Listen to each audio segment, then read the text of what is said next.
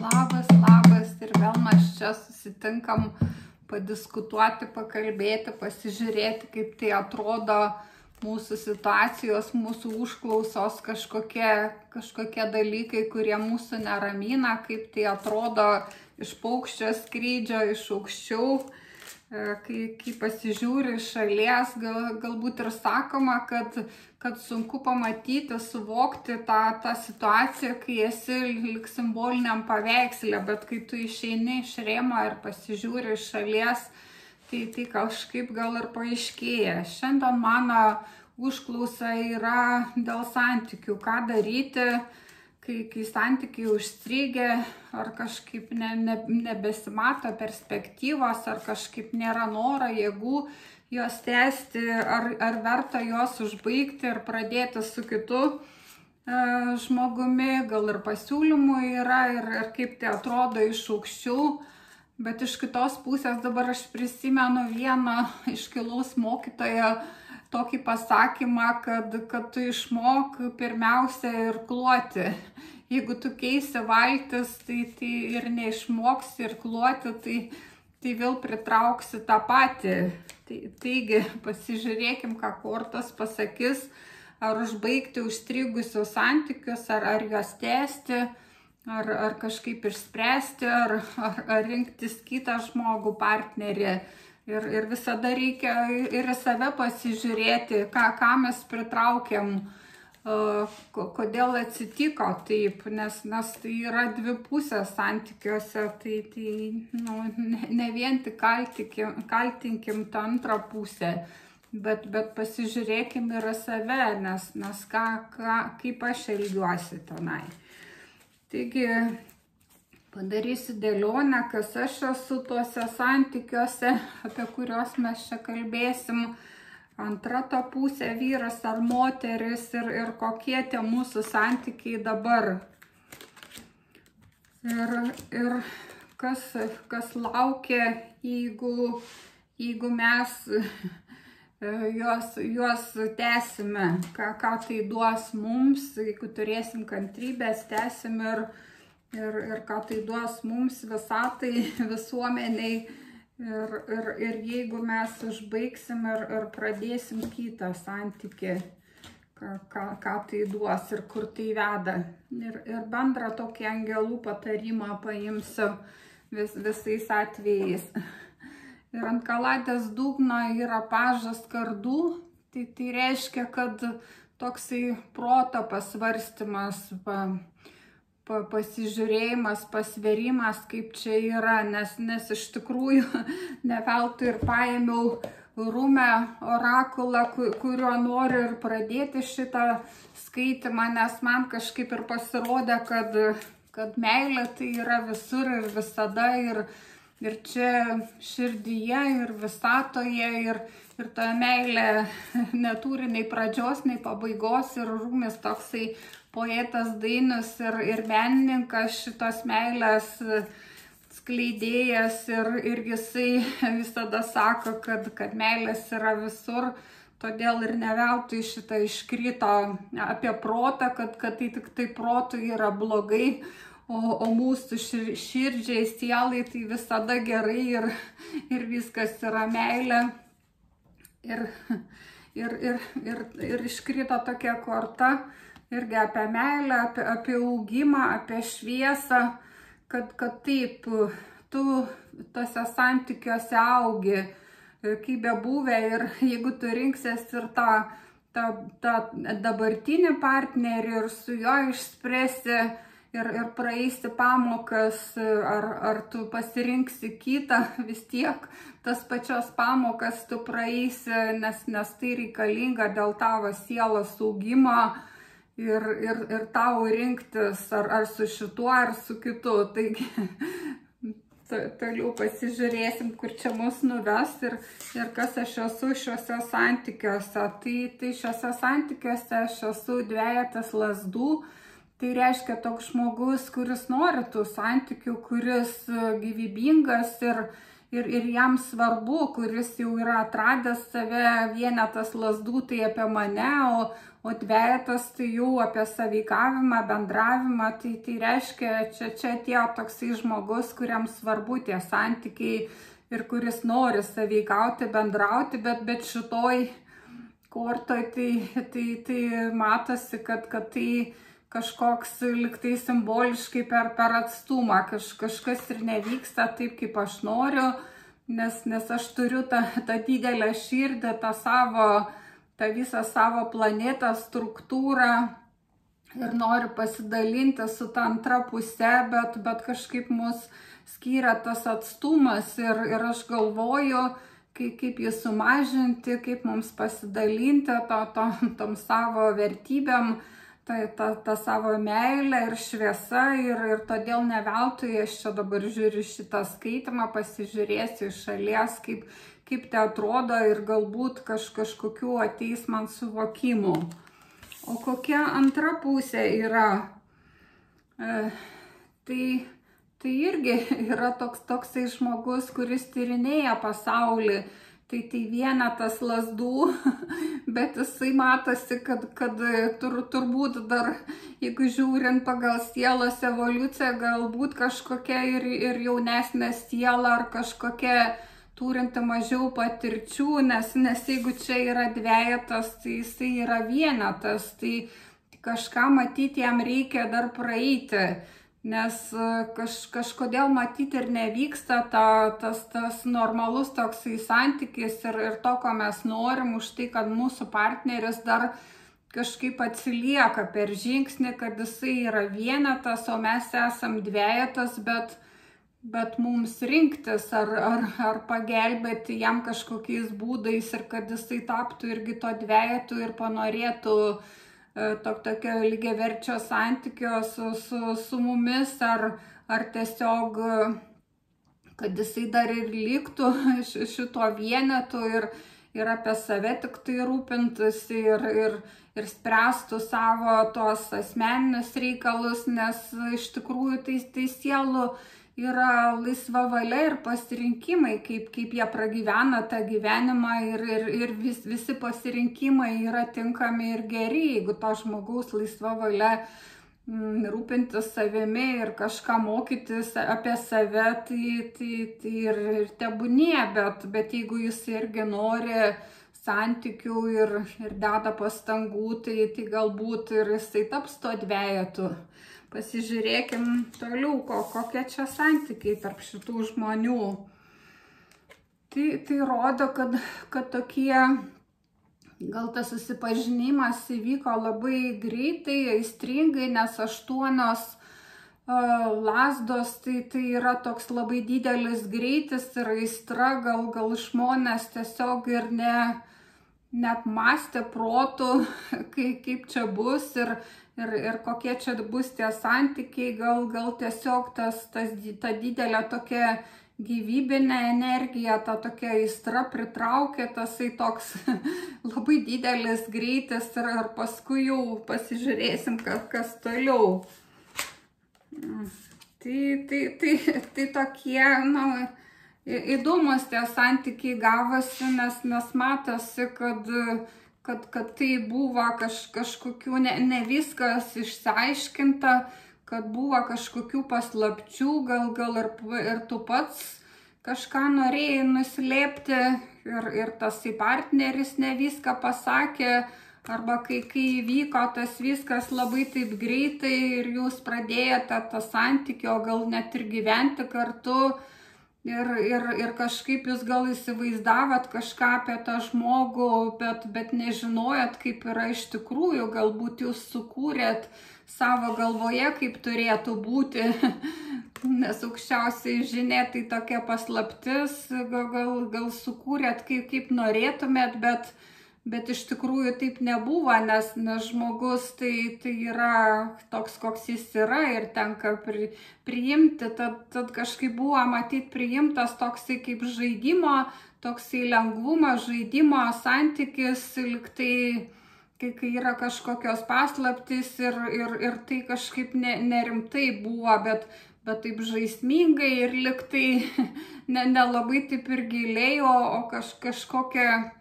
kaip žaidimo forma vyko tie santykiai ir galiausiai turbūt nusibodo, nes tai kažkokių ir paslapčių,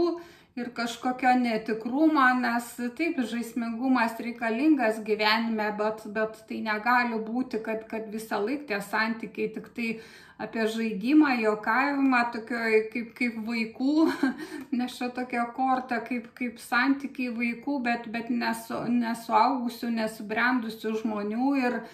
matyt nebuvo prisimtos atsakomybės ir galiausiai tai aišku, tokie santykiai neturi ateities, jie tokie kaip apkabintasis liko, tada toksai sustingimas, sustojimas ir jie nebesivystė į priekį, nes tai tiesiog negalėjo tęstis tokių pagrindų paslapčių ar vaikiškų kažkokių žaidimų. Todėl žmonės sustojo ir ėmė galvoti, kas čia atsitiko, kažkaip ieškoti išeičių ir tokiam dabar tokioj būsenoje šitie santykiai, kad tarp tų dviejų žmonių yra toksai laukimas, sustojimas, apgalvojimas, kas toliau, nes prasidėjęs labai greitai ir su tokia aistra be apgalvojimo, kaip elgtis materijoje, kaip prisimti atsakomybės, tai ir gavosi tos paslaptis, vaikiškas požiūris ir galiausiai toks sustojimas ir apgalvojimas, kas toliau. Tai kokia būtų išeitis, kaip atrodo iš aukštesnės perspektyvos, jeigu mes šitą santykį tęstume, tai kas tada? Tai tada pažas lazdų. Reiškia, tektų mums susipažinti su šituo žmogum ir leisti jam susipažinti su mumis tikruoju. Nes siūloma patariama išeiti iš šitų paslapčių būsenos, iš šitų žaidimų, ir tiesiog pradėti tą žmogų žiūrėti rimtai, kaip priimti jo visas pusės ir gerą, ir blogą, nes visi mes jas turime ir nebijoti, nes santykiai yra apie pasitikėjimą, taigi ir jeigu mes norim, tai išsakykim savo tas paslaptis ir partneris tegu atsiveria mum, nes gal ir tie sunkus patyrimai yra ir lengviau pakeliami dviese, o gal ir rasit bendrų kažkokių sąlyčių ir pamatysit, kad tai vis dėlto emocijos, kad jos praeina ir nieko čia tokio baisaus ir nėra. Ir kas toliau tada? Kad rodo, kad būtų išeita iš šitos situacijos, jeigu ir netgi ir šitą partnerį pasirinktume, nes čia tokia būsena, kad toksai persisotinimas gyvenimu, kad buvo viena ta taurė, tai jausmai kylo, 2 taurės mes pasidalinom ir įsimylėjom, ir 3 taurės buvo pakylėjimas, toksai laimė, džiaugsmas ir šventė, ir po to, kai kažkaip iškyla tos paslaptis ir nerimtas tas požiūris be atsakomybės į bendrą ateitį, tai atėjo toksai persisotinimas, nes ir nenorėjimas, ir tiesiog aš jau nebenoriu, nes trūksta to komponento atsakomybės, to rimtumo, nes yra visata, turi tas 2 pusės ir rimtumą, ir džiaugsmingumą, tad reikalinga ir savo gyvenime kasdienybėj tą turėti, kad pajausti, kaip yra vienas, tai patirti ir kitą, ir atvirkščiai. Taigi būtų išeinama iš šitos situacijos persisotinimo ir būtų tada kažkaip atskleidžiami jausmai, būtų pasigilinama į giliau ir kažkaip matyti atskleidžiamos tos paslaptis ir pasidalinama ir kažkaip priimama vienas kitą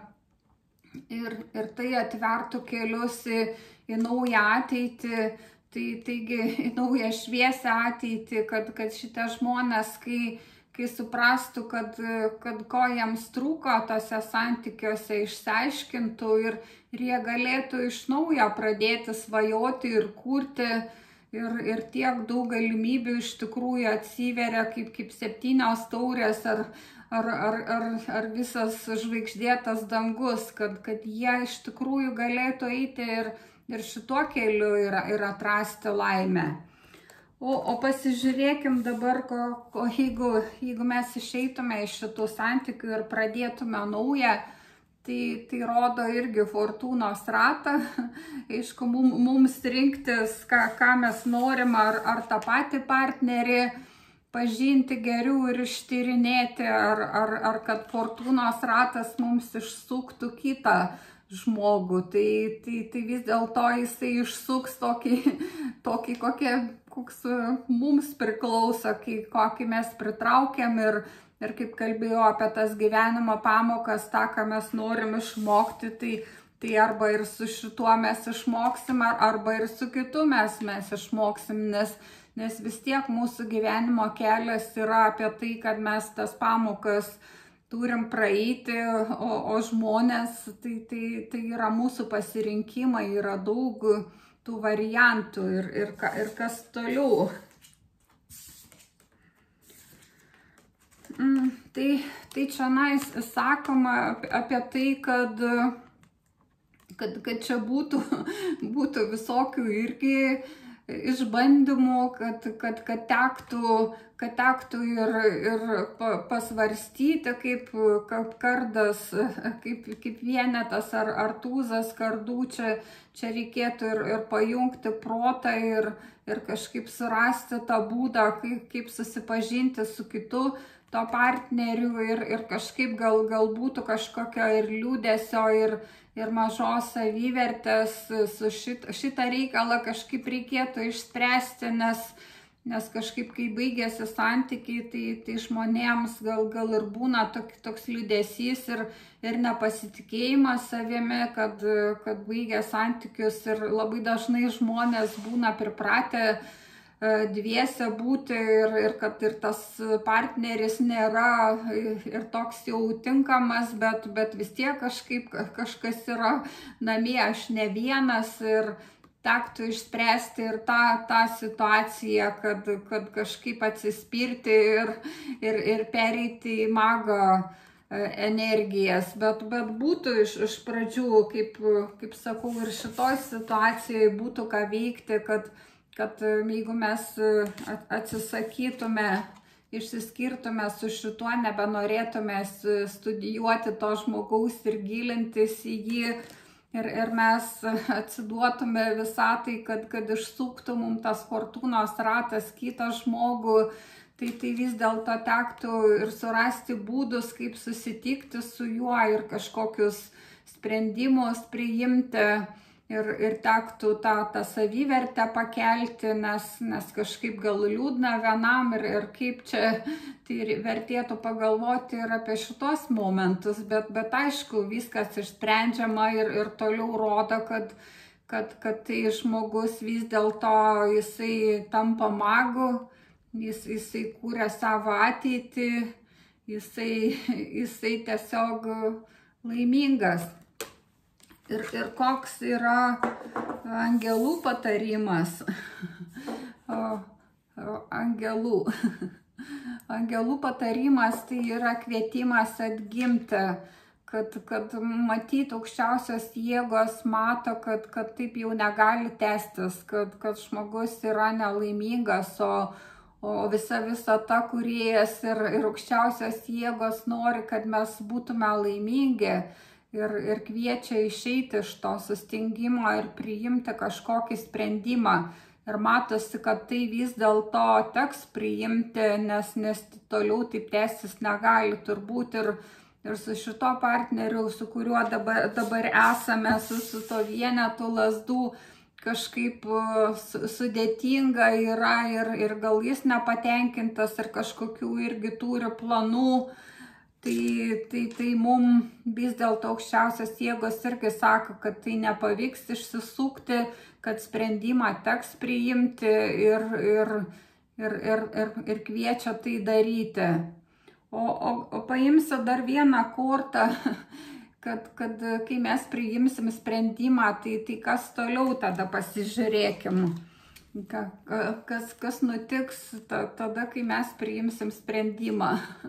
Tai rodo, kad ciklas tada užsibaigs, nes čia yra pasaulis, tai tos patirtis matyt kažkokios nepavykę ir vis dėlto, kad tai keliauja labai cikliškai. Čia yra 20 arkanas aukščiausias teismas, o čia yra 21 paskutinis, kad tada jau užsibaigs tasai ciklas ir kažkaip prasidės naujas gyvenimas, kaip nauja tokia vyja spiralės mūsų gyvenimo evoliucijos, nes ar su šituo partneriu mes pabaigsim, ar su kitu pradėsim, ar su šituo naują lapą pradėsim ir pagal išmoktas pamokas, tai vis tiek jau bus kitaip. Ir pasižiūrėkim, kas tada kitaip, kas tada bus po šito, nes tai vėl prasideda iš pradžių visos pamokos, tik tai aukštesniam lygyje ir ištrauksiu dar vieną kortą, kas tada. Tai yra saulė. Tai labai nuostabu, reiškia, kad tai paaiškės situacijos, bus aišku kaip diena, kad mes džiaugsimės, kad bus širdis užpildyta, kad labai gal gera bus, kad pagaliau ta situacija išsisprendė, kad tie užstrigimai baigėsi, kad mes padarėm sprendimą ir galbūt ir su šito partneriu mes susitaikysim ir bus taip gera ir vėl ta meilė atgims, o galbūt ir kitą susitiksim ir mes jau žinosim, kad tai patirtis, ką mes patyrėm ir mes jau nekartosim vėl to paties. Taigi to ir linkiu jums. labai gražios kortas iškrito ir čia apie tą pačią saulę ir tą augimą, taigi čia irgi sako, kad labai gražiai ateitis laukia ir dėkoju, kad manęs klausote ir iki kitų pasimatymų. Taip pat aš darau ir asmeninės kortų dėlionės, prie šito video aprašymą rasit kontaktus ir galbūt bus įdomu jums apie save asmeniškai sužinoti daugiau detalių. Ir iki pasimatymo, iki kitų kartų viso.